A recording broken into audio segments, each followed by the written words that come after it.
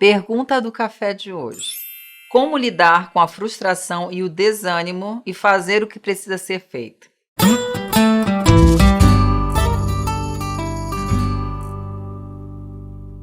Essa pergunta é uma pergunta que ela é bem recorrente. E o que é importante a gente entender nesse contexto dessa lacuna da gente saber o que precisa ser feito, mas efetivamente ter dificuldade de fazer o movimento? É que essa é uma luta diária. Vencer a inércia, esse estado de paralisia, da gente saber o que precisa fazer, mas ao mesmo tempo não ter a força de fazer o movimento, é algo que a gente não pode lidar de maneira passiva, no sentido de esperar a vontade surgir. Eu vejo que muitas pessoas têm dificuldade porque querem chegar num estado em que essa vontade vem, a força de vontade, né? Só que confunde, na realidade, a vontade com o desejo. E a pessoa, nesse ímpeto de esperar o desejo surgir, ela muitas vezes ela olha para as circunstâncias. Então, é natural do ser humano começar a se encher de desculpas, a gente faz isso mesmo. E começa a achar que de repente não é a melhor ocasião.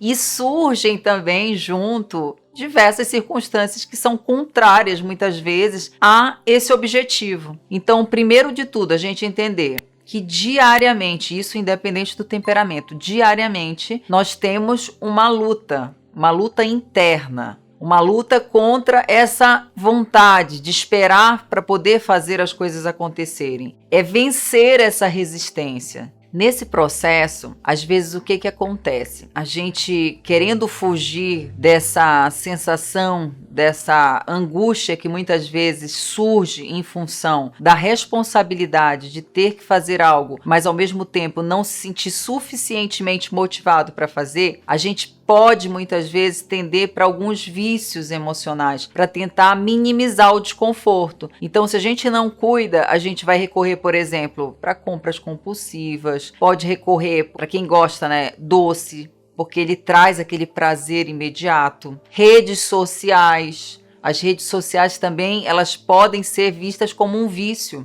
que se a gente não conseguir controlar, aí o que acontece? Ao invés de ter um propósito mais definido, mais determinação para fazer o que precisa ser feito, aquela energia, que às vezes já não é tão grande, ela vai se esvaindo. Então, uma das coisas que também dentro desse contexto de lidar com essa dificuldade de fazer o que precisa ser feito, o que é importante fazer é priorizar o que é importante em detrimento do que é urgente. Então, como é que a gente faz isso? A gente tem que ter a clareza do que a gente quer, do que a gente precisa fazer para poder se comprometer. Então, é primeiro saber o que se quer, então em termos de objetivo, ter a clareza de qual que é o objetivo para poder trabalhar essas motivações, as motivações no sentido de saber o porquê que eu preciso fazer isso, porquê que eu quero, porquê que é importante, porquê que é fundamental, por exemplo, para minha sobrevivência, para minha realização pessoal.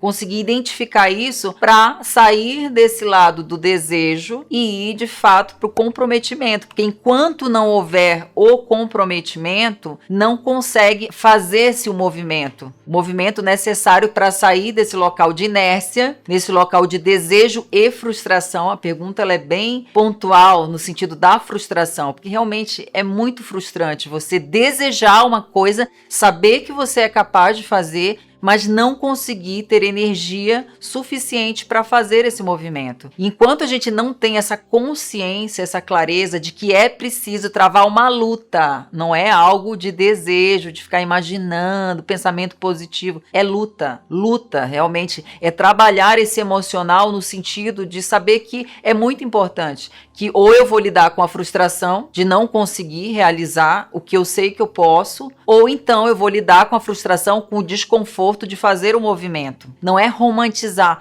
A gente precisa sair desse estágio da romantização. Em que sentido? De, como eu falei no início, buscar desculpas para não fazer. Então, eu não consegui fazer ainda porque não é o momento. Então, se a pessoa ela tá no final do ano, não, vou deixar para o ano que vem. Aí, se tá no início do ano, não, é que eu mereço esse período de descanso. Geralmente, a gente vai se encher de desculpas. E nessas desculpas a gente vai se atrasando e aumentando a frustração. Outra coisa que é muito comum, justificar através dos temperamentos. Então, o meu temperamento. Então, cada temperamento ele vai lidar com essa questão de uma maneira diferente. E vai ter um desafio também em relação a isso. Por isso que a gente não pode se justificar baseado nos temperamentos. Que, por exemplo, quem é sanguíneo tem essa empolgação inicial para começar, que é algo positivo, mas muitas vezes em meio à quantidade de possibilidades vai perdendo o ritmo à medida que vai ficando difícil e vai se perdendo no meio do caminho. Então, acaba não saindo, muitas vezes, do ponto A para o ponto B, porque no ponto A fica ali no planejamento, e isso é extremamente empolgante, mas quando começa o processo, ele vai desanimando e vai se distraindo. Então, se ele tiver clareza que ele precisa estar consciente realmente que é uma luta, ele se prepara melhor para esse processo. Quem é colérico, muitas vezes não quer passar por aquela fase também inicial de ter paciência pelo processo, passar pelo processo, pelas etapas do processo. Ele tem pressa de fazer as coisas acontecerem. E a gente sabe que qualquer processo que você tenha de construção, de que você quer realizar algo, vão ter muitos momentos de derrota, vão ter muitos momentos de fracasso, e às vezes para o colérico é muito difícil lidar com isso. Às vezes, principalmente se ele estiver destemperado, o ego dele vai fazer com que ele talvez não consiga suportar essa fase desses fracassos. Então nisso ele acaba muitas vezes demorando muito mais tempo do que poderia para alcançar aquilo que ele de fato quer. O melancólico, nessa busca pela perfeição, que se também é bem dosada, é maravilhoso, mas qual que é o problema nisso? Quando a pessoa ela fica muito naquele vício de querer fazer algo extraordinário logo de primeira, também acaba se frustrando nesse processo, então tem que ter um cuidado em relação a isso. Se ele entende que faz parte do processo travar uma luta diária e que a luta dele vai ser em cima dessa necessidade de perfeição e que é necessário passar pelo processo da frustração, de não ser perfeito, não atender às expectativas que ele impõe, ele consegue passar de uma maneira mais tranquila em relação a isso. E o fleumático não fugir da situação no sentido de não é o momento certo, não é a hora, vai chegar um momento que eu vou estar seguro o suficiente, ou evitar conflitos, evitar fazer o movimento porque isso pode causar conflitos e ele não gosta de lidar com algumas situações que muitas vezes são desconfortáveis no início. Por isso que o autoconhecimento ele é maravilhoso. Quando nós sabemos qual que é o nosso calcanhar de Aquiles, qual que é a nossa fragilidade, a gente consegue se preparar muito melhor para enfrentar as situações. E conscientes a gente consegue traçar uma rota e fazer o caminho. Não mais se enchendo de desculpas, de fugas, de justificativas, mas conscientes realmente que é uma luta diária que tem que ser travada. Isso é, se nós queremos vencer essa frustração de saber que nós temos condições de realizar, mas dificuldade de fazer o movimento.